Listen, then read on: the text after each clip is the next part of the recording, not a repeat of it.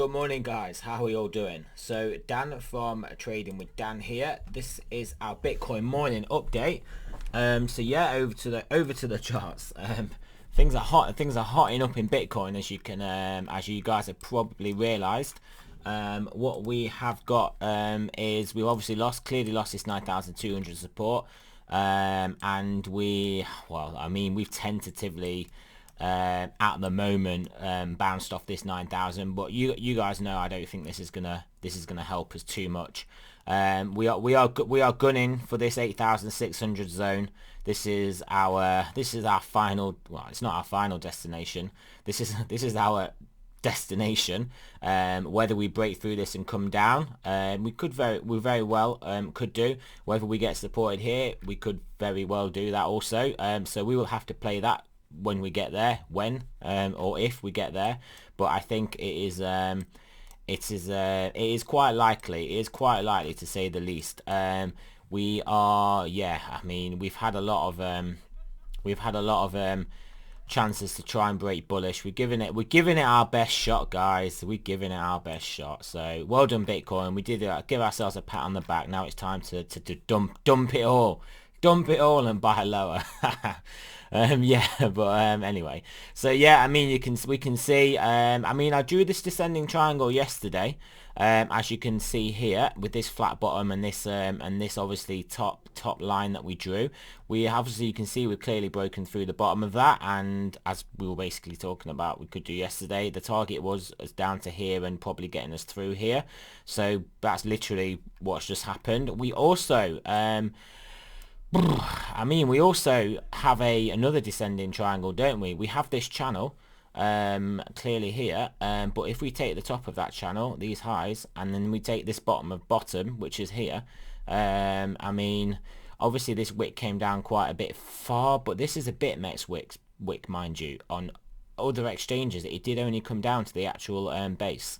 So yeah, that realistic was a touch, and we're coming down again. So what do we think comes next? What do we think comes next? We know Bitcoin loves its triangles. Yeah, we do. We do. The target of this triangle is quite clearly going to be, well, what's this? We'll call it 10,000. So it's $400. No, sorry, $1,400. $1,400 lower. Oh no, sorry, I've taken it to there. My bad. Apologies. $1,000, and that takes us from 9,000 to 8,000. Takes us down to here, which is quite reasonable. It is kind of like, well, it's not kind of. It is what I've been saying is a potential scenario that we come and test this 8,600. We get some wicks, we come down here, maybe like intra week, maybe down to the 8,000. We get back above 8,600, and then we, after flushing out all those shorts, we then potentially make our way upwards. That is a bullish case. Obviously the bearish case quite clearly is that we break down to the 8,000 area, we sort of consolidate in this zone, we don't regain 8,600. 8,600 becomes resistance, so if we get back above there, it's a sell, and we then come back down to our mid 7,000s to high 6,000s preferred level. I call it a preferred level. It's, I don't know, it's a weird one how we determine what we want and what we expect, because we've got different time frames to consider, haven't we? Different time frames, so it just depends what time frame perspective you are putting on things. But if we come down to this sort of high 6,000s level, we put in an inverted head and shoulders. We then start to make our way back up, get to that neckline, and then break that neckline. I mean, we've had a great opportunity to buy around this level. How can we look at that as anything other than just a gift? Stock markets are looking toppy, like they're going to have a bit of a retrace. I mean, we do know there's a lot going on, but propping up stock markets wise. But I think we are now seeing the hiccups in the world. We are seeing bank runs in one of the world superpowers that isn't the US. And we are seeing things start to happen over there. So I think we are probably going to have a bit of weakness, a bit of a leg down. Do I think we'll take out our previous lows? I'm not so sure, because you have to look at the wider market, the wider stock market, from the perspective that everyone now knows the Fed will literally do anything and everything and everything and anything, and then it'll do it again, and then it'll do it again bigger, then it'll do it again bigger, and then it'll just do it to infinity. So can we realistically hit those lows again? I'm not sure. But can we get part of the way down there? Yeah, for sure. So in much the same way, that kind of lines up. We'll go over to the S&P. In much the same way, that lines up with Bitcoin maybe not getting down to like where it went down to in this March low. Maybe we can have a nice retrace down to 382, which is obviously the inverse of the 618. Is one of my favorite, and it is indeed the market's favorite, because it is only my favorite because it's the market's favorite. It shows up all the time. It is basically a good target, basically a high probability target. So are we going to come down to the 382? If we do see more weakness, yeah, I think we do. I think we're putting in a double top here. Very possibly, whatever very possibly means.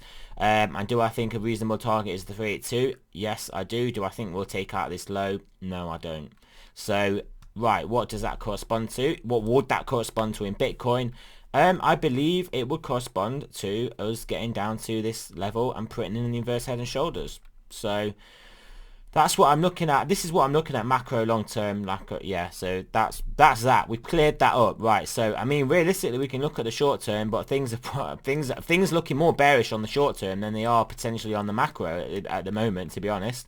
Because like the macro, we could have an argument that we can bounce off 8,600, maybe wick below, stop some people out, and then move on upwards. That's a very likely, not very likely. That is one of the possibilities macro, but obviously short term means that obviously we're potentially going to come down to 8,600. So that clearly isn't bullish. So yeah, so let's have a look at our TD first. So we are going to have a TD 9 on the 4 hour in well, what would be 6 hours would be on that 9 candle, and obviously you guys know I often talk about acceleration into that 9 candle, so that could be in 6 hours time. We've got 4 hours of a weakness, so that could that could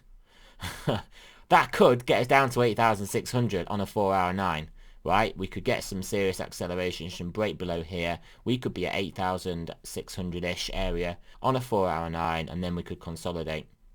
And then we just got to assess what happens. I would not feel too strongly about a 4 hour 9, a 4 hour time frame TD9 reversing us off this bottom and then back to the top. I mean, I think that will hold us a bit. We'll play this range out, potentially get back to 9,000, get rejected again, come back down, maybe have some wicks below, maybe get down to 8,000 on some wick basis, maybe get back up again pretty quickly, and then go bullish. That for me is the most realistic macro bullish scenario for me, the most realistic macro bullish scenario.